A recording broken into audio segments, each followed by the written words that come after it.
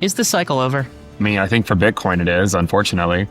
Yeah, I mean, the cycle lasted about the same length as the last couple of cycles, right? So you can actually even look at the ROI of Bitcoin from the low here, this chart, and you can kind of, if October was the top, this cycle lasted 1,062 days. Last cycle was 1,059. Cycle before that was 1,067. So, I mean, if the 4-year cycle if it's intact, which it seems like it is, I think Bitcoin more than likely has topped for the cycle. I mean, there's always some stuff that puts the new all-time highs in the midterm year, right? Like, I mean, even last cycle we saw Luna put in an all-time high in 2022. So it certainly could be that some things go to all-time highs. I don't think there's going to be like an alt season or anything like that in early 2026. If there are new all-time highs, it would be just for select altcoin. Every crypto cycle trains investors to expect the same emotional ending: euphoria, excess, and a frantic altcoin explosion that feels unstoppable, until it suddenly isn't. But what if this cycle simply ends without that moment ever arriving? That's the uncomfortable thesis Ben Cowen is laying out here. In stark contrast to the optimistic narrative still circulating across crypto Twitter and YouTube, Cowen argues that Bitcoin has already topped for this cycle, and that the long-awaited altcoin season may never come this time around. Ben Cowen is the founder of Into the Cryptoverse and one of the most data-driven macro analysts in the space. His work focuses on long-term cycle behavior, risk metrics, and the interaction between crypto and global monetary policy. And based on that framework, his conclusion is deeply sobering. Bitcoin's cycle duration, ROI from the lows, and structural behavior all closely mirror prior 4-year cycles.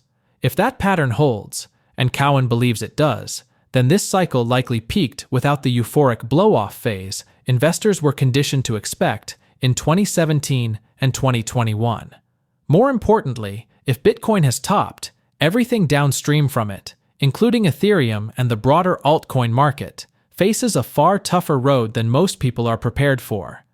In this video, Cowen answers the most pressing questions investors are asking right now: why there was no euphoria, why capital never rotated into altcoins, how monetary policy quietly suffocated this cycle, and why 2026, especially the early part of 2026, may still be defined by macro headwinds rather than relief.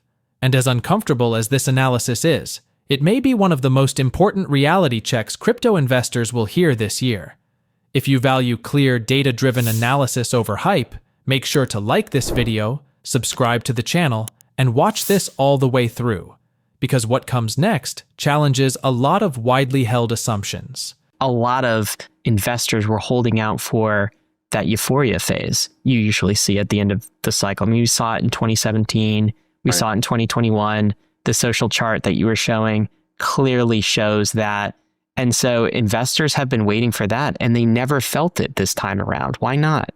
I mean, I really think it's due to monetary policy that then affects the macroeconomy, right? I mean, I think there was a lot of mistakes made with monetary policy back in 2021. I mean, they should have been raising interest rates back then, and they didn't. And so then we ended up seeing the crappiest of altcoins rally for 6 to 12 months.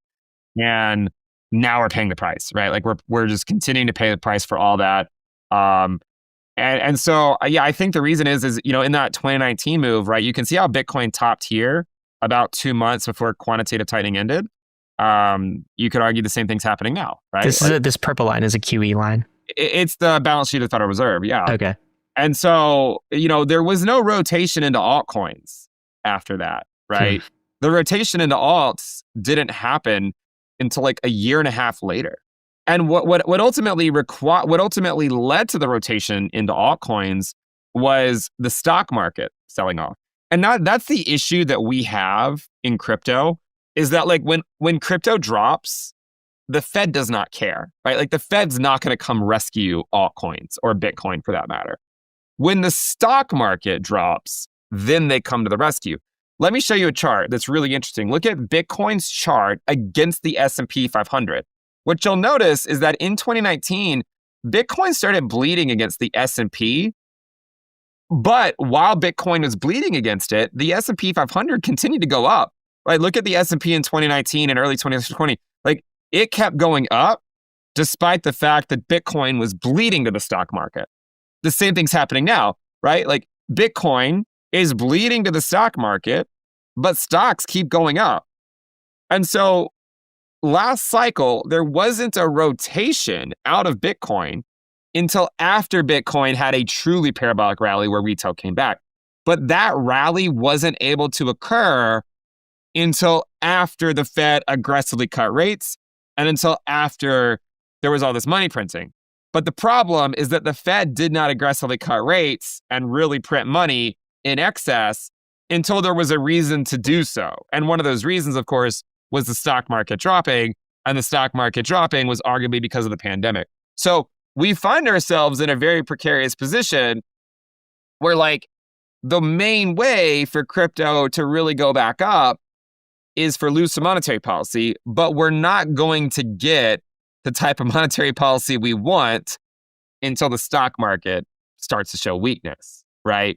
And so that's kind of the dilemma that we face right now is, like, in order for an alt season to eventually happen, whether it be 1 year or 2 years away, it's almost like you have to have the stock market have a big sell-off to then lead to lower rates.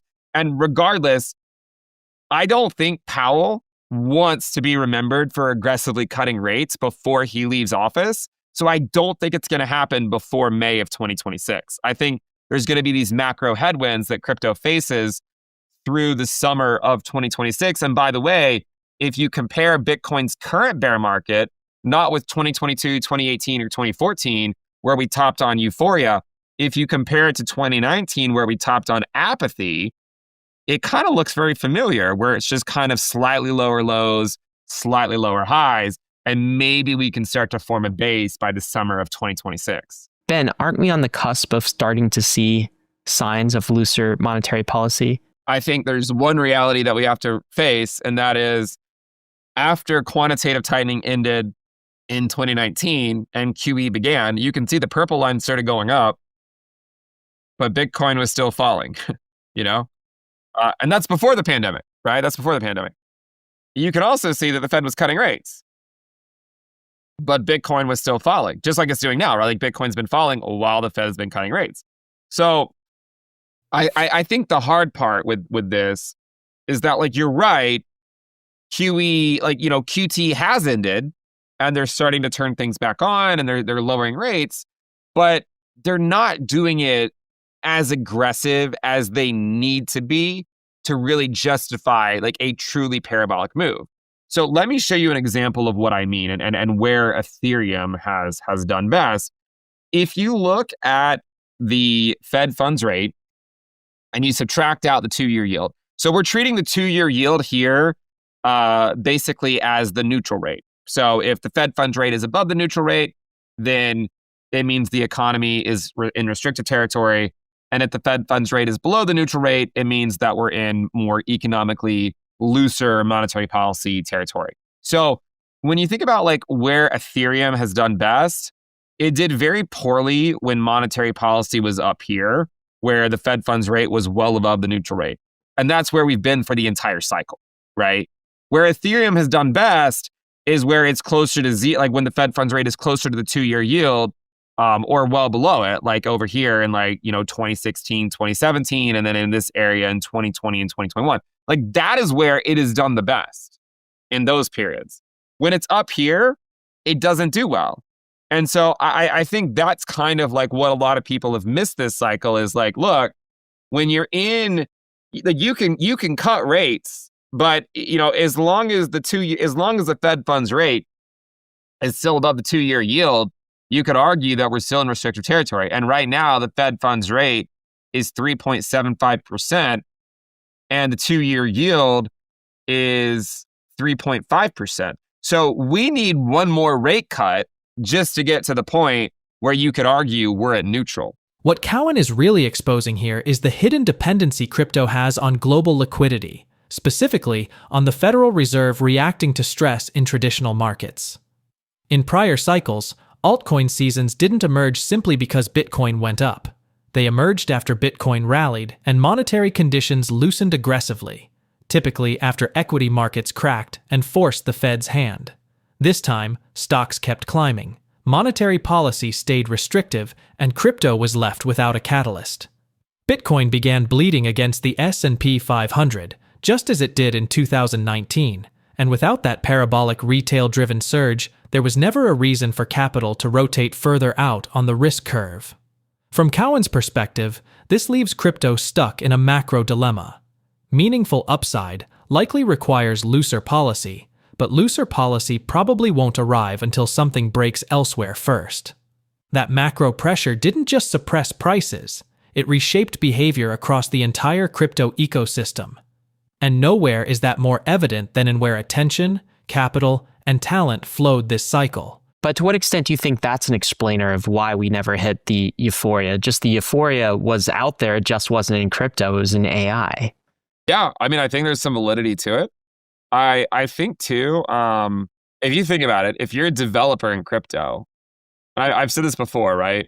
If you're a developer in crypto, what are you going to focus on? Are you gonna try to build the next altcoin and like, let's imagine you have like the best view of crypto and you truly want to build something valuable, right? That's not just another rug pull, right? Let's say you have like a good heart and you really just want to build something. The problem is that this cycle, no one has cared about those people, right? Like, all people have cared about are like meme coins, and like, think about all the meme coin launches. So how demoralizing would it be as a developer to spend years pouring your skills into developing something only for some random meme coin to outperform your lifetime returns on a Tuesday afternoon, which is essentially what happened this cycle, you know? So I think a lot of developers left crypto and went over to AI, where they felt like their skills would be more appreciated and where they could monetize it more and not just get caught a scammer, right? Which is ultimately what happens in the crypto space. So what I think has happened is, you know, there's been this like very much like this malinvestment of capital this cycle, where people just keep throwing their money into like random crap that has zero value, like absolutely zero value. And they know it has zero value. They're literally called meme coins, and the creators will say like there's no value, and then people will still go and buy it, you know, and it makes absolutely no sense. So I think like you don't need the SEC to regulate crypto, in my view, because I think the market will regulate itself over a long enough period of time. Like, there's people that spent the last 3 years buying the crappiest of altcoins that hopefully will not make those same mistakes in the future, because they're going to be like, all right, I just spent years buying all this crap, and I would have been better off if I had just stuck with the blue chips of every asset class, right? So I think over a long enough period of time, the markets kind of like regulate themselves. And I think a lot of the people that have been in crypto for the last few years kind of know how it works now. In order for a lot of the meme coin stuff to take off again, you would need a huge influx of retail, like of new retail investors into the space, because I feel like everyone at this point in crypto has learned their lesson and they don't want to touch it. A lot of them don't want to touch it ever again. And the people that do are just, you know, I mean, they just treat it as a casino anyways. Like, it's no different than just going to Las Vegas and betting it all on black, or, you know, or something like that. So I think that is a big component. I mean, I think AI has stolen some of the thunder, but I mean, had you shown me a chart of just Bitcoin and monetary policy and all Bitcoin pairs, I feel like I could have explained everything, even without knowing that AI was even a thing. But I do think if you're a developer, do you go launch an altcoin and try to build something like that, or do you go try to develop the next, I don't know, ChatGPT wrapper to some, you know, to form, or to some, you know, to accommodate some like niche industry that you can package in like an interesting way? And I think a lot of people took the latter approach. You know, I think a lot of people are kind of tired of the crypto asset class constantly promising things and then it not really ever happening. What I think ultimately needs to happen for us to get back on track, I feel like we need to rebuke all the crap in the space. And we just need to focus on like a few things, because the reality is that there's not really a future where everyone's launching their own meme coin and altcoin, and that's a sustainable thing. You know, could there be a future where you have a few different chains and people working on developing more like interoperability between the chains? Like that's a future I could see.